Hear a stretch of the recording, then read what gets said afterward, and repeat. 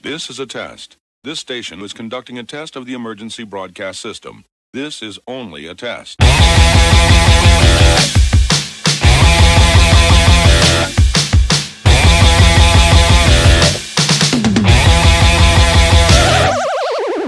McMahon Music Podcast.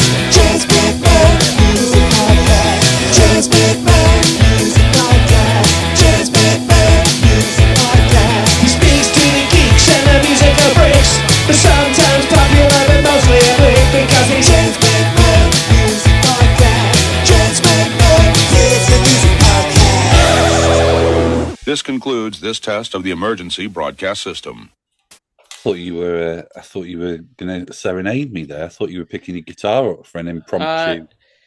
Don't be foolish, James. It's funny. I'm on episode. I'm honing in on episode 250, and that hasn't happened yet. No one's decided. Oh, you know what? I'll play a bit of music for you while we do an episode. But when I used to do interviews in person, I was cursed with it all the time. Like I would get I'd get a little bit of time, you know, because journalists, you get sort of scurried into a allotted bit of press time with an artist. And I remember getting 15 minutes with Eddie Vedder, of which he chose to spend 7 minutes playing an acoustic version of Baba O'Reilly for me. Right, wonderful. Yeah, and I was a little bit captivating interview. it was a little bit like, you know, the 14-year-old me that was really tripping off Pearl Jam would have been thrilled by it, but I don't know how this is going to translate into copy. And then Bono did the same thing, but Bono did "Light My Fire" by the Doors. Right, just these iconic guys coming in and just playing, ubiquitous covers. It's a trend. Very strange, very strange. Yeah. I'll pick this up later and play "Born to Run" for you. How does that sound? That actually sounds amazing. Right. Yeah, thanks for giving me an extra 10 minutes. I had a bit of drama going on, and then I got sucked into the news that Michelle Obama is probably running for president. Have you seen that news? I have not looked at the Times this morning. Are you serious? Well, that's what everyone's saying. I mean, it's coming from the right. The right are like, we have. Oh no, that's you're going down a hole. She's not running. I mean, I don't want to put that. I guess I'm putting that on record here. But this has been a trope for a very long time that she's going to come in the end, and that Biden isn't actually running. So I have heard that, but I haven't heard anything this morning that actually validated this crazy idea. I mean, she'd be amazing. She'd be amazing. But I everything I know about Michelle Obama is that she has vehemently rejected the concept of running for any kind of office. So, and I've never heard her say anything different than that. So I feel like it's un-American of anyone who is given the opportunity to run now, though, to not run. Like, just in terms, I suppose I'm leaning a bit into the idea of patriotism, but surely, I mean, Biden can't win, can he? Oh, certainly he can. Yeah, I mean, he won once, and he could win handily. I mean, the shock to me is that it might be close, but I don't think this country is going to elect Trump a second time. I just don't. I realize it's a possibility. But I just don't see this guy having gained any voters since the last time, and it's just the same people, the same group of people, and you can't win with that many people, not in this country. So I'm pretty confident, but I mean, we can revisit. You never know. I didn't think he'd win I didn't think he'd win the first time either, right? So I mean, so what do I know? But I just, that's my feeling on it. I mean, obviously, it goes without saying that I really hope that he doesn't get anywhere near any kind of seat of power again. But I do worry. I think you make a good point that maybe there's no such thing as a new Trump voter. Although they do say a lot of minority groups have been expressing. This is a good point. That there are certain demographics that are like kind of leaning Trump, and even some young people. My guess is that they just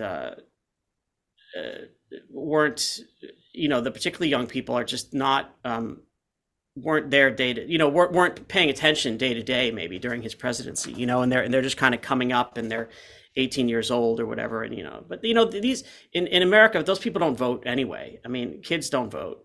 I mean, it's and every election there is a this is the year that the young people are going to come out to vote, and it never ever happens. So rock the vote. Rock the vote. Certainly, yeah. That was what the 90s or early. That's I recall we were on tour in the UK. It was called the UK at the time, and I think we still call it the UK. I thought it's England now. Is it not England? No, there's been to date. There's been no devolution. We're still 4 countries. Okay, all right. Well, good. I then I didn't misspeak. Or I did misspeak saying that it's not the UK anymore. But in any case, we were crossing the channel one way. I think we're going over to France to play with PJ Harvey. In fact, I remember this well because it was such a great small European tour we did with PJ Harvey, and it was '92, and that was the night that Clinton got in, and we were very happy about that. After that was after Bush Senior. And we were, I wasn't a Clinton fanatic, but I was good to see that the Democrats had gotten in. And I remember, I think it might have been for NME or something. They wanted a diary of our tour, and I remember I remember writing in my diary, Clinton rocks the vote. I'm crossing the channel and Clinton rocks the vote or something like that. So this comes back to me and my band, and thinking about England, I guess. Thinking about England, I like that. It could be the title of your. It could be the title of your memoirs. Well, when I was in high school, I had I don't know where I got it, but I cut out some ad. It was an advertisement. I don't think I was reading Melody Maker and Enemy at the time yet. I was at boarding school, and you couldn't get that stuff up in the woods. But it was some kind of, it might have been out of ID magazine or something. And it was some kind of advertisement. I don't know what the product was, but it said, close your eyes and dream of England. And I put that, I cut that out, the way kids do, and put stuff all over their walls. And I had that over my bed, because I was really a follower. I swooned heavily for The Cure, Ackell and the Bunnymen, Cocteau Twins, and Jesus and Mary Chain. And this is even before My Bloody Valentine came around in '88, I suppose. So we're talking '86, '87 now. But I had that over my bed because I was enchanted with that country, and I had never been. And it was, I think my starting the band and stuff was in some ways a plot to get there. Yeah. Yeah. And I did. And then I remember, this is like being careful what you wish for, as a good adage, because once I got to England, I don't want to say I was disappointed, but there's a way in which you can, it's never enough, right? Then we're in England now, and now what? Now that dream is, burst. And so what's next? What am I supposed to do next? And it's just kind of interesting the way that my horizons, or everyone's horizons, they change and they morph, and it's always on to the next thing. I think the thing after wanting to get to England was, how the hell do I get out of England? I think that was, frankly, my next goal, which I, subsequently did. But in any case. Yeah, I think a lot of Americans think that when they spend a great amount of time here. It's weird, like when I was a younger man, I was quite interested in Buddhism. And I suppose I am still, being older, but I think perhaps I'd sort of spent too much time growing up in within the commercialism of the West, and I probably don't have the patience. I probably was doomed with Buddhism really from the start. But I remember reading about how like the secret to happiness is really about trying to eliminate wants, because that isn't enough to satiate a life. Yeah. But Not it easy. sounds a little bit like what you're saying, in a sense that, you know, we always want more, and Yeah. that and not great things, you know, mental peace and such like doesn't follow. But Yeah. anyway, I'm going to preface this. I'm going to preface what I'm going to say, or kind of where we go in this conversation, by saying that I don't really like the phrase shoegaze. Like, you know, I'm a graduate of the British Music Press. I think it's hilarious how this slur has kind of come to represent a sound and a genre. But it is also very difficult now to talk about a particular style of music or a sound without using that term. But I just want to say that every time I say shoegaze, I'm sort of cringing and dying inside. Interesting. Yeah. Interesting thing about shoegaze is that the term, the genre, is that in America, this is a badge of cool right now. Yeah, I mean, yeah. so you know, this is the thing. You know, the narrative, it can be, you know, it's not always what it starts out as being, right? It evolves, and so I don't. I think I know what, because of our respective ages, we know what that era was like, and what it was like for bands tagged with that term. And you know, it was a cycle of nothing, no subgenre could coexist with another without wiping the other one out. So there was no overlap, so you would have, I guess, you know, whatever the genres were, you know, goes into, I think, Britpop, then in England anyway, Britpop, and then it's like, and one would have to die for the other one to be born. Yeah. Well, it went from like the Manchester scene, right, into kind of shoegaze, and then it's like, and those days are over, I think. Everything overlaps now. Everything coexists. There's no one. Nobody wins now. And this is a good thing about, I mean, I get asked this question a lot, having come back after 30 years. What's different now? You know, because there's not a lot of bands come back after 30 years. Everyone comes back, clearly. But usually when you look at the numbers, it's like, after 9 years, the last tour was 8 years ago, sometimes 15 years. Very, very rare someone comes back after 30 years. I mean, we were being played on a radio station the day a single came out, Tarantula, and it was the same day that the Beatles, that new Beatles song, came out. Yeah. And Paula and my band, and this record station in Seattle, KEXP, which is a great station. I'm not sure if you're familiar with them, but they do these amazing live sessions and stuff. I really think that they're the new, like, John Peel of that kind of thing. Okay, I'll investigate. Yeah, really, it's KEXP, and on YouTube you see these amazing sessions from all, you know, everybody. In any case, when they debuted the Beatles song Clearly first, and then they said, oh, another band is releasing a song this you know, today. It's this band, Drop 19s, and Paula made a comment. She goes, yeah, and there's actually more time between our single and the Beatles' last single. Which is true. Yeah. Because I think the Beatles released something in like the mid-90s, Free as a Bird or something like that. But in any case, it's just coming back after that long. There's lots of changes. And in the you know, in the culture and the even the approach to fandom. And I find it refreshing, frankly, that there aren't these it's not so compartmentalized, you know. But go ahead and you were, I think, in the middle of your preface, and I interjected. So no, it's fine. I'm curious what you have to say about shoegaze, and you know, you're saying you feel like it kind of gets a bad rap as a word, as a genre, as a what? I mean, what are we talking about here? No, it's funny. I mean, there's a label in the UK that's run by someone I used to work with called Nat Cramp, called Sonic Cathedral. Okay, Sonic Cathedral. And that's really like the hub of a lot of, in Britain, like a lot of, I suppose, what you would call new shoegaze. Modern, yeah. And he's also had people like Andy Bell from Ride and Dot Allison like on Um, his label. So you know right. he's obviously in love with that sound, and he's released some amazing records. But what's funny about even that label is that the phrase Sonic Cathedral is almost riffing, sort of affectionately jabbing at the some of the florid language that was used by music Yeah. journalists in that era.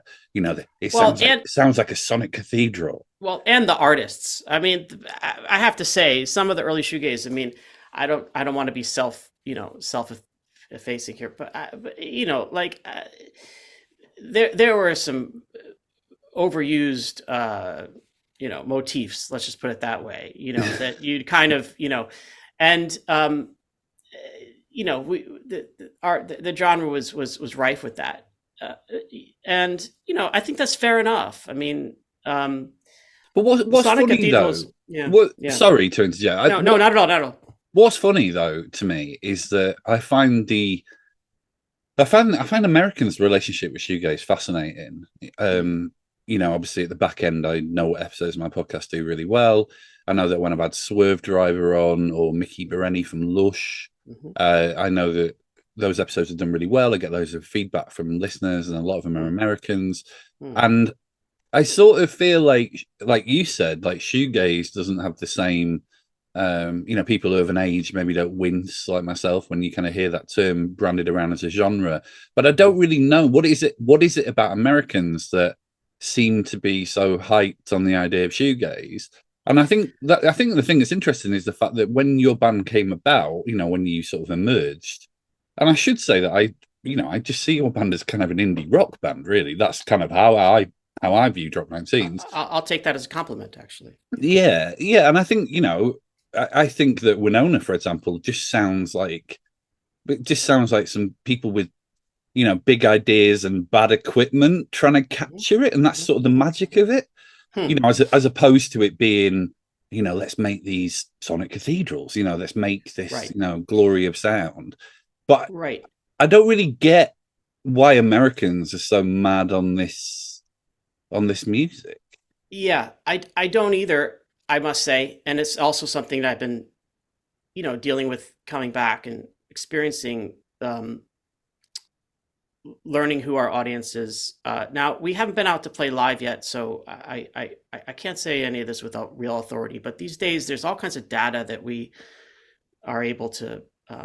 I try not to look at that stuff, frankly, but my manager and Steve, who's in the band, they're obsessed with this stuff, looking at not to disparage them for that, but and it's interesting. Yeah, we have these. It's very much an American leaning. We have people that know about us all over the world. It's not a lot of people, but it's a wide swath. It comes from everywhere, and but the American audience is the biggest, and it's interesting to me. To answer your question, I don't know what it is, but it's probably the same allure that it ever was, right? Emotional.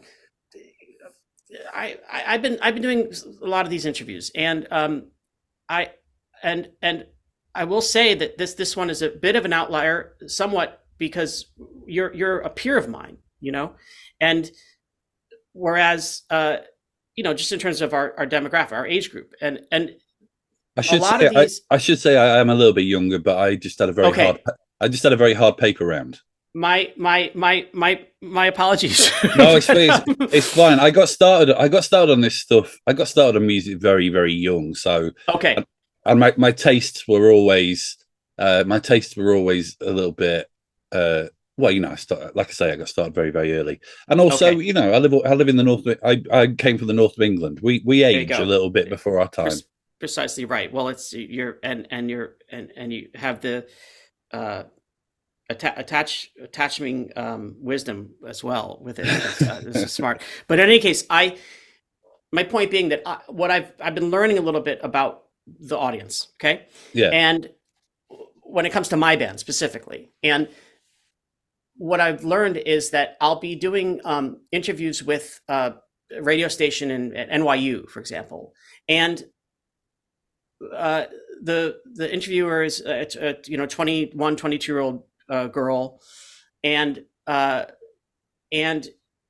she's telling me about how Drop 19s reminds her of, it makes her nostalgic, and I do a double take because I'm nostalgic for what?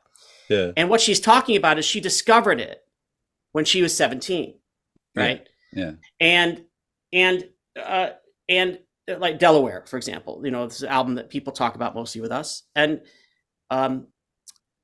that now that's 5 years ago for her, which when you're 17 to 22, that's clearly the 5 years is an eternity, right? Yeah. And so it reminds her of being young, and I've been hearing this over and over from different people that they're discovering it then, and then they kind of carry it with them a little bit. But that's when they're discovering it, is at that age. That's when we get them. And I just think that it's in the music, right? And not just Delaware, whatever some of the bands that we came up with, there's something very tremendously romantic and dramatic about that music that I think just speaks to the late teenager, But that still doesn't really explain why Americans. Right. If I was writing this piece, I would probably labour some point about the beauty and the expanse of America, but I don't know how accurate that would actually be. I think that's I don't agree, because the original kind of sound derived from England. Yeah. And I would say that it derived from the beauty and the beautiful green fields, and I would say that it was literally the Camden, what is it, the Camden Valley, what do they call is the valley or whatever, Thames Valley. Yeah. Is it Thames or Thames? Sorry, it's been a while since. Yeah, it's Thames. Yeah. Thames. Okay, so the Thames, this area that this sort of bucolic, natural, beautiful horizons, and I don't. This was true for England. I don't think that there's something distinctive about American geography or topography or geology that is specifically kind of like speaking to the shoegaze thing. But it's a very interesting question you have. But I just don't see that much difference between the kids in America digging it now than the kids in England digging it in the early 90s. I see it like they're responding to the same thing. It's just in different time periods. So it's just to say that things come and go, and that when they hit certain cultures, even though we're all Western, but I mean, it happens at different times, and it is hard to explain. I mean, I've also been asked a lot about, were you aware of a shoegaze scene in America in the early 90s? And I'm like, no, but there were bands. I mean, in other words, at the time, was I aware of it? And I wasn't. There wasn't like some scene like there was in the UK, which is why we went there, which is why we signed to a record label. Hut Records at the time was releasing this kind of stuff. And we, that was always, we felt like our way in.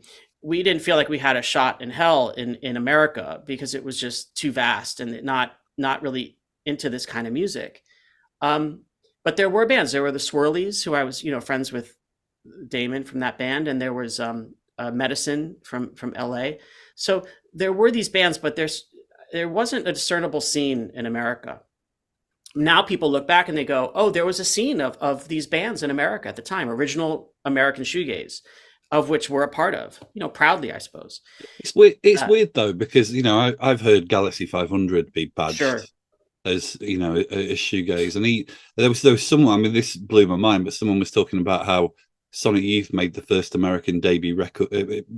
They made the first the debut shoegaze record to come out of America. I agree with this. I agree with both of those Nation, things. I agree entirely. Both of those albums, the Daydream Nation and Galaxy 500. I forget what that, the one with the cover with it's the red sky. Yeah, I'm on the spot now. It's a great record. Yeah, that's okay. But I those two records, they were a tremendous influence on us. Yeah. So that's not wrong. I don't know who, if it's Kevin Shields or Thurston Moore, but one of them said about the other that guy just, gave another 10 years of life to like the electric guitar, Oh, I like that. and it could have been either one talking to either one, right? Yeah, Google But that, kids. Google that. yeah, and here we are. It's 30 years later, and still guitars are still cool. At least Yeah. they are to me. Yeah. I mean, they're the most important thing, I think. So pulling this back a bit, because you were saying about kind of coming back after 30 years, which is a very, I did interview a band on the podcast a couple of episodes ago who had just finally released their debut record because they'd got dropped 30 years ago, and now they'd basically managed to wrangle the rights and get it out there. So I've had a bit of experience with this kind of thing recently, but it is quite a unique story. It sort of reminds me of this comic strip I read in 2000 AD with Judge Dredd once, where someone came out of cryogenic storage after 30 years and had to adjust to how the world was now. I guess it's sort of two questions, and go either way with how you want to answer this. I guess one, I am a little bit interested about what if any role music played in the intervening time, but also, you said a few positive things about the sort of dissolution of genre and kind of the way that we consume music now and such like, which is a little bit of an alternative view to a lot of people I've spoken to on the podcast, where we basically spend an hour bemoaning how so much that felt very special about music culture is no longer with us. So yeah, what was it like in those 30 years? And also, really, what do you think is the main difference you've observed by being back? Yeah. So I was told to never start a sentence with "so," and I just did that. So forgive me. I have to rewrite my intros to the podcast all the time to get rid of "so." Yes. So I'll start this next one with "anyway." Okay. So just did it again. The interesting thing about that is we have to go through sort of eras, because right after leaving music in the mid to late 90s, I tuned out completely and didn't listen to anything. I just wasn't interested. I think I was a bit like the England thing I was talking about before, where you get there and now what? Well, I felt very proud of what we had done. Of course, we didn't become the Rolling Stones, right? So by that measure, it's a failure, right? But by any other measure, I considered it a success, because all I wanted to do was get a record contract, make some music, play some shows. That was my dream. And I had done that. And I found that I wasn't very happy at that time in my life, having achieved really one of my only dream to that point. And so I think I was burned out, and I just stopped listening to music entirely. Got more into film and, reading for entertainment. That's all this is. Music is just, it's entertainment. And in the early aughts, I got into this band. Finally, something came around that I heard, and it, I don't know how it got into my ears, snuck in, but it's a band called The Clientele, and they're one of the most British. I mean, Yeah. They are like literally the Anglophiles, line up. It's they every single lyric is about the lanes and the rain and it's Yeah. I mean it's a repeating motifs. But anyway, I was really I swooned over them, and they brought me back into music. I remember thinking that I could just if this band and the Beatles existed, I could just that's what I could listen to for the rest of my life. But in any case, so it got me back into music. And then I discovered they were on a tour with a band called Spoon. And I remember seeing Spoon, and that really opened me up to just becoming truly a fan of music again.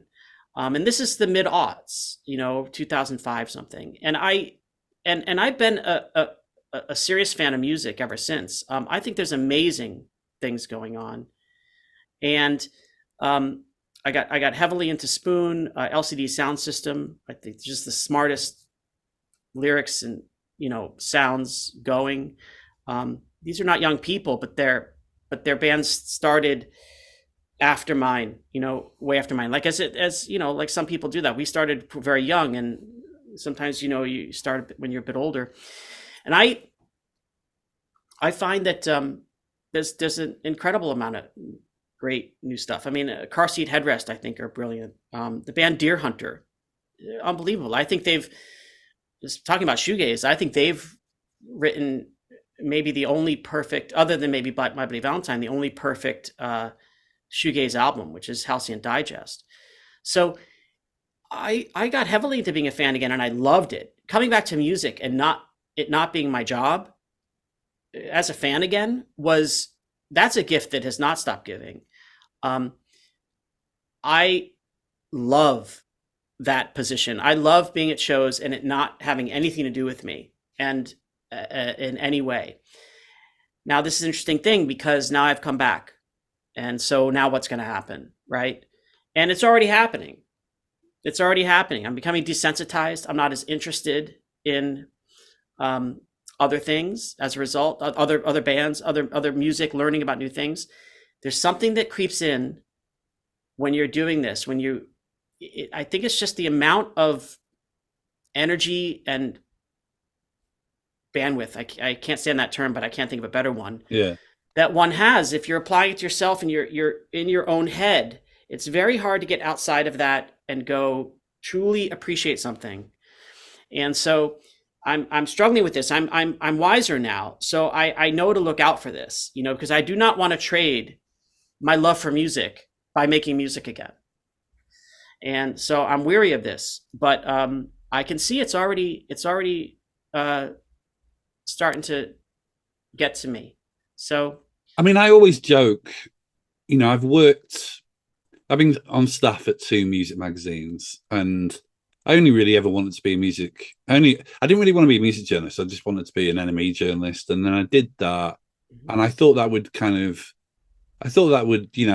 like almost what you're saying. I was like proud of what I did there, but I was like, oh, well, that's great. And then I'll go off and do something else. And then that's not really kind of how life works. And then I went to work for another music magazine. And I guess I say this to say that I find myself in the sort of the moments I haven't been working full time at a music magazine, I find myself utterly obsessed with music in a way that I am not when it's what I do for a living. Like this podcast, I would not be. I love podcasting. I think it's an amazing medium and it excites me a lot. But were I working at NME, I would not be working around the clock to do this podcast out of hours. I know I wouldn't be. Whereas now it's sort of the most interesting and rewarding thing in my life. I don't know what that's about because you sort of tried to get to it there, but there are people. I mean, you mentioned John Peel before. That guy made that guy lived and breathed new music and a love of music was his career for, decade after decade after decade. I don't know what it is about people like me and you that I don't know. It's interesting to hear you say that because I heard a lot myself in there. It's a regiment, really. I mean, you look at it, and it's not eternal. It can there are things that can get in and disrupt it.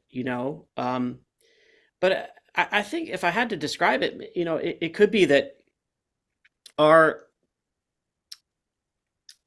the way that we experience music is by definition an emotional kind of connection. It gets into our souls, and when this slightly contradicts what you were saying before about music being just entertainment, which I also I also bristled slightly when you said that. Fair enough. I'm maybe you're noticing, but I hedge a lot. So when I say something like that, I think it's interesting. I'm glad you called me out on it because it's that's me probably saying the opposite, right? When I say that, I'm brushing something off that is actually kind of maybe I'm a little embarrassed or insecure about it actually meaning more than that to me. So I go the other way. That's my hedging. I can see But that. yeah, what I was going to say is that it gets it. So, but just this makes sense. But making it someone's business and tying remuneration to it, and you know um, feeding feeding yourself or your family. When it starts doing that, when something you love it becomes that, it's well, now that's gonna throw some new light, or rather some shade on the whole enterprise, right? And so it's gonna the lofty deliverables that music is bringing you are now like diminished, because you've made it a practical part of your life where you're making a living from it. And so it does make sense to me. I don't see it as a contradiction. It seems like very much like a cause and effect type thing. But Just striking sorry, the go balance on. would be striking the balance is going to be the key here, because it's not all in or all out. I mean, that's kind of the way I was in my life. I mean, people are surprised when they learn that I just didn't pick up a guitar for 25 years. I mean, didn't pick one up. But did you know? Did you know that you would do at some point?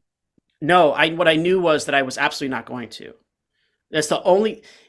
This is the one thing that I knew more than anything in my life ever, that I was never going to make music again, and I was wrong about that. So,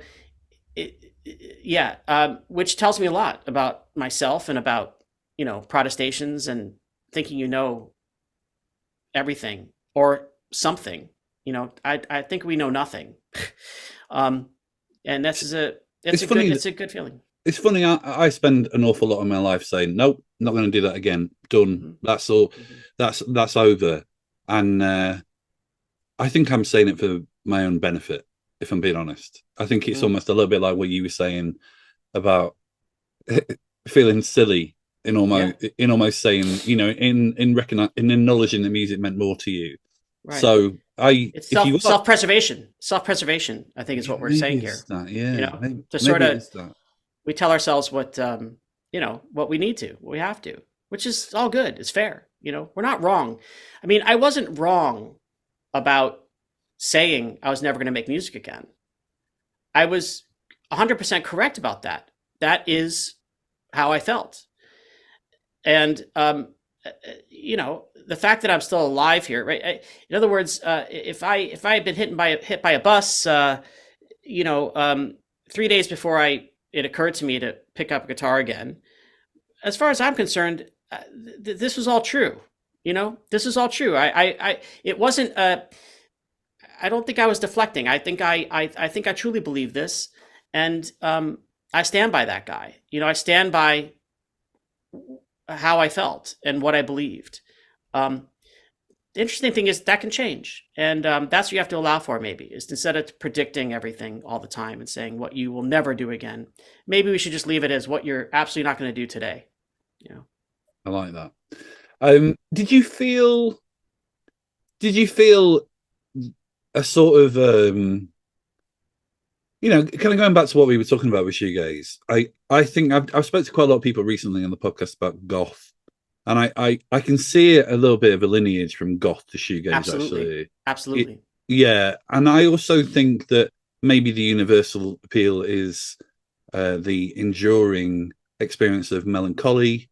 And I also think that when you were talking a little bit about maybe kind of English, British shoegaze being influenced by nature and such like, I think there's that to a degree, but I also think it was perhaps the sort of political sadness of the age as well. Like the early 90s, the late 80s in Britain were, they were places that didn't feel like there was an incredible amount of good prospects for people. So I think there was a bit of that. No hope. Hope. Old cities, brutalist architecture, all of that. So terribly romantic stuff. All those things. Yeah, totally. No hope and urban decay and I mean, these are all terribly romantic tropes, and Yeah, and you know, we as kids fall for these things. I mean, and it's a beautiful thing that we fall for them. I mean, what you know, I mean, that is, you know, that it, imagine like not having stuff that you care so deeply about, to just be, to just not care about, you know, to not be able to immerse oneself in um, these sorts of tropes, or you know, I think that it's just these are candy, these are the candy, you know, that it's, and life without that is like, what's life without candy, you know? We need these things, we need these things to love, to get obsessed with, to go down those, you know, rabbit holes. We need to be compulsive about things, we need to wrap them up in our identity. These all these things help shape us, I think, and they're very terribly human. um, and luxuries, frankly, it's luxuries for people, I think, to be able to immerse themselves and you know, and really gain an identity, you know, if you're not starving to death somewhere, or you know, or I mean, we could just go down a list of ways in which people, you know, don't have the luxury of being melancholy. You yeah. know, I'm just thinking now. I'm almost thinking, oh, is there an argument that great art, in many ways, comes from, or like the West's contribution to art almost comes from Western decadence, because there isn't a great shoegaze scene in Sudan, for example, because precisely right. yeah, yeah, Yeah, yeah. I yeah. might write that up at some You know, point, how actually. do they feel about Warhol in Sudan? You know, I mean, Exactly. it is to say that, you know, a lot of this stuff is, but it gets us back to your point, which is like, is this right? Is all of these, are all these things a kind of about Western culture, and you know, this idea of acquiring things and acquiring taste, you know, sensibility, identity, all these things are very seductive, you know, in the culture. But I for one, I don't know what I would do without them. And I've been, I guess, blessed enough, or lucky enough, I don't know what the term is, to be able to be able to, you know, um, carve out personage, you know, through likes and dislikes, you know. I still don't feel I really got an idea of what you did in those 30 years. Oh, fair enough. That's a direct question. So I sold flowers for the most, for the most part. I had Wow. a flower company, and I had stores in Manhattan, and sold a lot of flowers. And which is interesting. When I was very young, I thought, well, I always liked flowers, but I didn't start that business because for love of flowers necessarily. I kind of fell into it, you know, and and I did it because it was a successful business. I would meet people and like, oh, you work with flowers, so your life must be it's my dream to live among flowers, you know. And yeah, like, well, I don't know, it's work, it's work just like your job, you know. But I do, I when it comes to selling things in my life for as a means of, you know, surviving, I did three things, and I like this is I scooped ice cream. This was one of my first jobs, you know, as a teenager. That was my job at an ice cream parlor. And then pretty shortly after that, I sold music, right? Being in Drop 19s, and then I sold flowers. So ice cream, music, and flowers, you know, it's not a bad life when you add all that up. And it's kind of funny when I, you know, because I've never considered myself a salesman of any kind, but that's what I've spent my life doing. Is, you know, there was a brief interlude where I shucked oysters. So Oh, I don't wow. know how to fit. I don't know how to fit that into my. I mean, well, they're like the fruits of the sea, right? So you know, also a decadence. I mean, they're probably the most decadent of all four of those of things. The oysters. Anyway, What I, I think what I was going to ask before, and I dragged us way off track, but Did you feel a sort of a growing affection for Drop 19s when you were away? No, Really?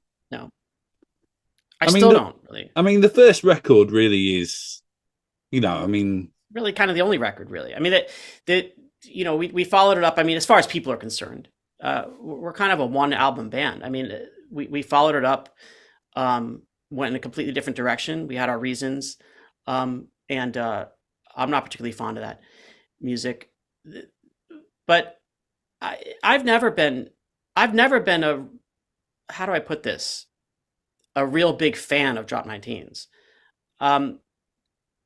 When the first album came out and got, kind of universally embraced by critics and the like, I always felt like, they love the record, but when I would read the reviews, I said they don't love it for the right reasons, right?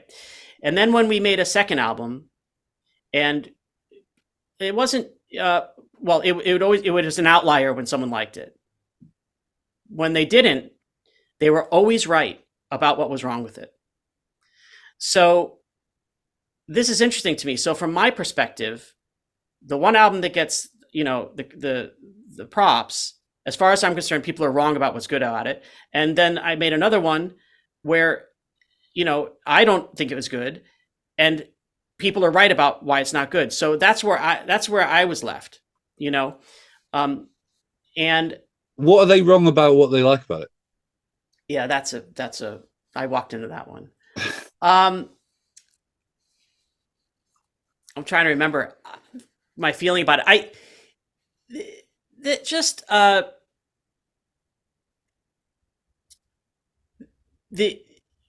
I've been reading some old reviews about it. This idea that it was all about kind of menace and I'm trying to think. Sorry, forgive me for. Some people liked it, for example, because they felt like it evoked the sound of the time, the all the guitars and the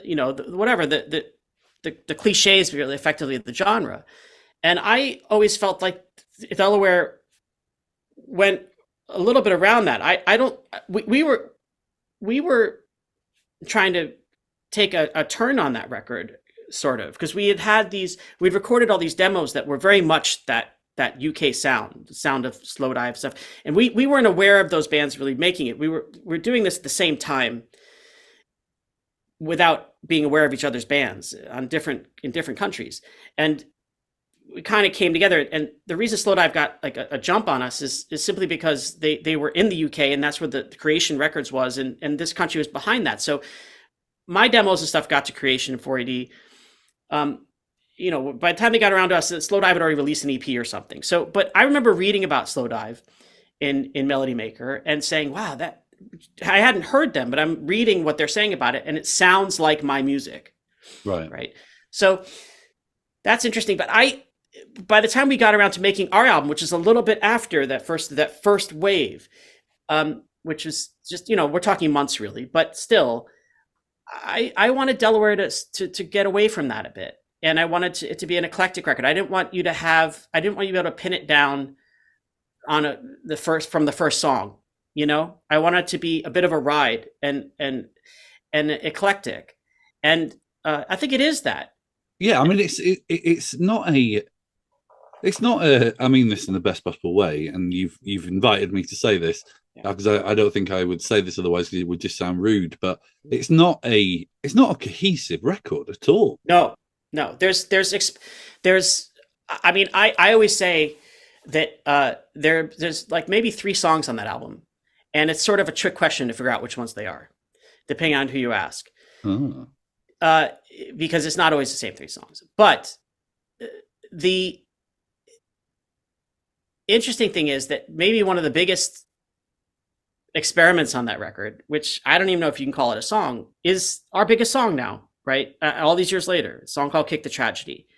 And it's by far I mean, it by far it is the biggest song in our catalog, the most listens, the most, we joke about saying, we're gonna go out and not play that on tour because we never really played it. It wasn't part of our set. I think we played it one night. We were really stoned in Copenhagen or something at that commune place.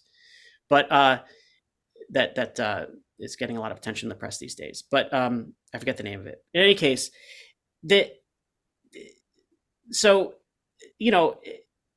but looking back now, I do think that album, to assessing it, it does speak to a certain mindset. It captures a moment in time, and I don't mean a moment in time like 1992. I mean a moment in everyone's life, like a period of their life, and it just speaks to that kind of, I don't know what is the age group you call it, late adolescence, to the 17 to 21, something like that. That age, which is great that 19, the number is right in there. I mean, it's a record for 19-year-olds. And I'm proud of that now. I think that is a good thing about that record. And when it came to making a new album, Hard Light, I didn't want to evoke being 19 anymore. I wanted to evoke being middle-aged, which isn't very sexy, right? But then again, maybe it is, because I think we made an emotive, record. I think it smolders, this record. That's how I like describing it. It radiates. You sound a little bit like a frustrated music journalist, by the way. Some of the adjectives that have been coming out, I've been thinking, if I was editing a section of a music magazine, I might be commissioning Greg to be writing some reviews. Fair enough. Well, it comes out of being asked questions about what your intentions are and what and so you do want to qualify things, and so and you have to come up with words, and so I think that there's a commonality there, certainly. I mean, don't forget that a lot of artists are trying to anticipate what the writers are going to say. I mean, they are. I mean, this idea that no one cares and stuff. I mean, I care tremendously about what critics say, because especially now, because I can't imagine coming back after 30 years. Well, I can imagine it, rather. I can imagine coming back and just being like, well, why'd they bother? And that was a fear of mine here. Like, well, who cares? And it's still on the fence whether or not we're truly back and going to be able to sustain this, and but I think that it matters to me that the new album has been received so well critically, and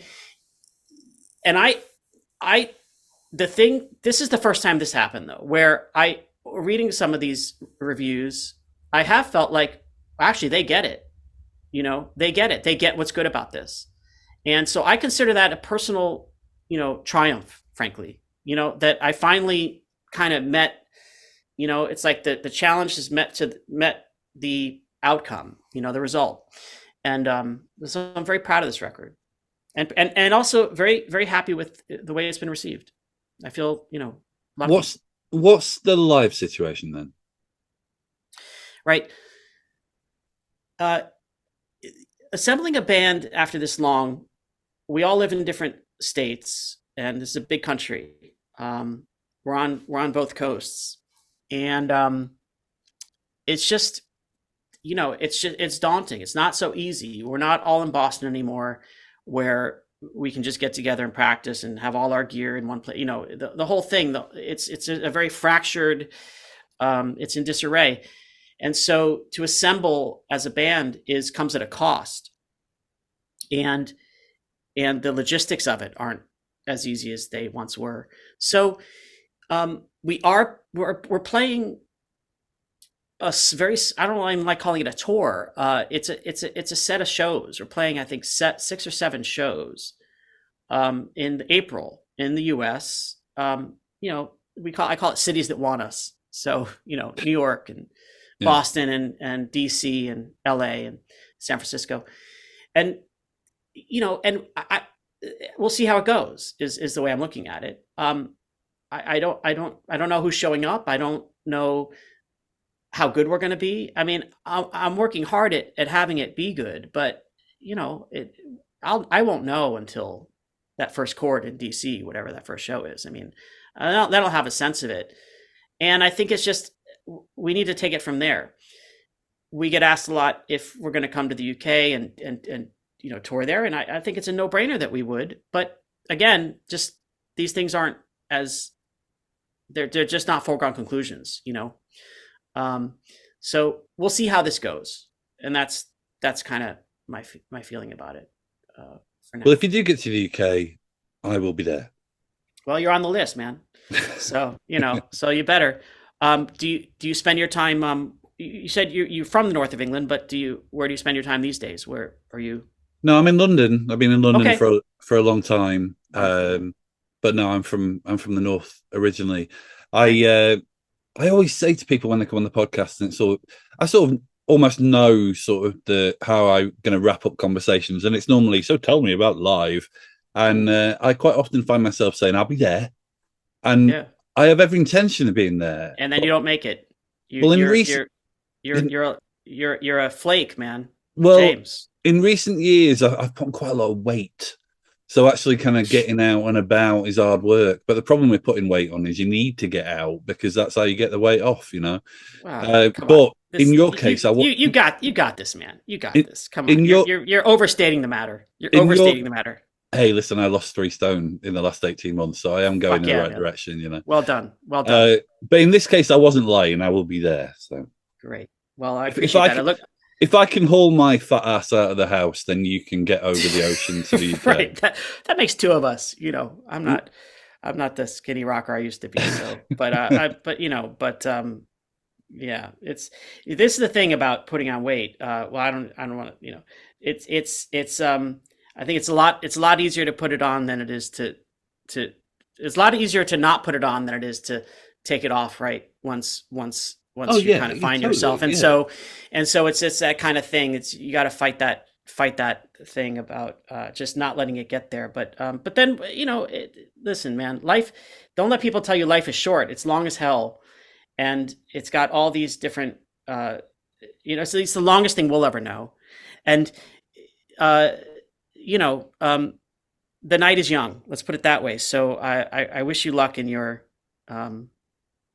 weight loss. You know? I like that. Yeah. No, it's all mental. You know, when my brain's in the right place, I don't need to eat the things that I do. When my brain's not in the right place, then I seem like I'm drawn to the worst food in the world. But I'm definitely going in the right direction. So right. On that bombshell, on that bit of wisdom from you and me purging myself, it's been so nice to speak to you. I think that we had a very twisty-turny but ultimately rewarding episode, and I do hope our paths cross if you get to the UK. Likewise, this was a pleasure, James. Nice talking to you. Thanks, Greg.